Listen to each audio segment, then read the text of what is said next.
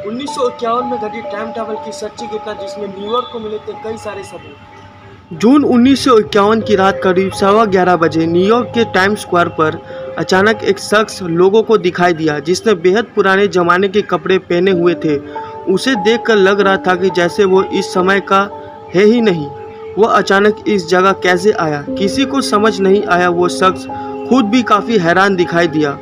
उसे भी मानो ऐसा लग रहा था कि वह यहाँ अचानक कैसे पहुँच गया। इसके हाव भाव भी यही बता रहे थे कि वह यहाँ का नज़ारा देखकर काफ़ी हैरान है। वह टाइम्स स्क्वायर पर चल रहा गाड़ियों को और वहाँ के चमचमाती लाइटों को बेहद आश्चर्य से देख रहा था। डॉक्टरों की रिपोर्ट के मुताबिक जैसा ही वह शख्स सड़क के किनारे आने के लिए बीच रोड से चलते लगा, तभी एक तेज रफ्तार कार ने उसे टक्कर मार दी। इससे वह गंभीर रूप से घायल होकर वहीं गिर पड़ा। जब लोग उसे देखने वहां पहुंचे तब तक उसकी मौत हो चुकी थी। लोगों ने उसकी सूचना पुलिस को दी। जब उस शख्स की तलाशी ली गई तो उसके पास से हैरान कर देने वाली चीज़ें बरामद हुई, जैसे कि 5 सेट का एक बियर टोकन, घोड़ा गाड़ी की सफाई करने का एक बिल जिस पर पता लिखा था library stable Lexington Avenue. Rudolf के पास मिली इन चीज़ों की खास बात यह थी कि ये पुराने समय के होने के बावजूद भी एकदम नई थी। इस केस की जांच का जिम्मा कैप्टन हुबर्ट विरिम को दिया गया। कैप्टन हुबर्ट जब इस पते पर पहुंचे, उन्हें वहां एक ऑफिस मिला। वहां के लोग रुडोल्फ नामक किसी व्यक्ति को जानते ही नहीं थे।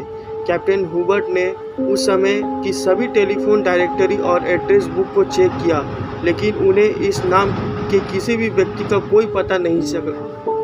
साथ ही उसके पास $70 की करेंसी के पुराने नोट और सिक्के भी उसके पास मिले। इसके अलावा उसके पास एक बिजनेस कार्ड मिला जिसके ऊपर नाम लिखा था डॉक्टर रुडोल्फ फेंज सीनियर। उस एड्रेस पर लिखा था 5th एवेन्यू न्यूयॉर्क। इसके पास एक लेटर भी मिला जिसे फिलाडेल्फिया भेजा जाना था। इस लेटर पर 1876 की स्टेप भी लगी थी।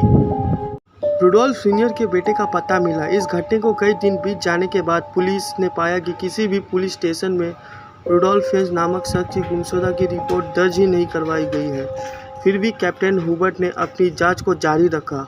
1939 की एक एड्रेस बुक में उन्हें रुडोल्फ फेंज की जूनियर की नामक शख्स का एड्रेस मिला।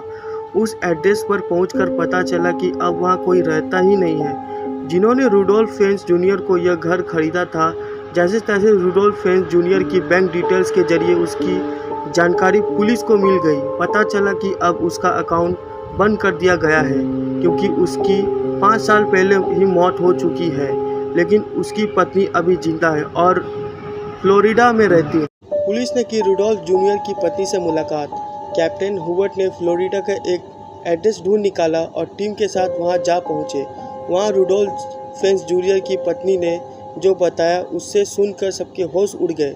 उसने बताया कि रुडोल्फ फेंज सीनियर उसके ससुर थे जो कि साल 1876 में लापता हो गए थे। वे अपने घर से सैर करने निकले थे, फिर वापस कभी लौटे ही नहीं। इसके बाद कैप्टन हुबर्ट ने 1876 के सभी मिसिंग केस को निकाला तो पता चला कि ये सच में रुडोल्फ की मिसिंग कंप्लेंट दर्ज करवाई गई थी।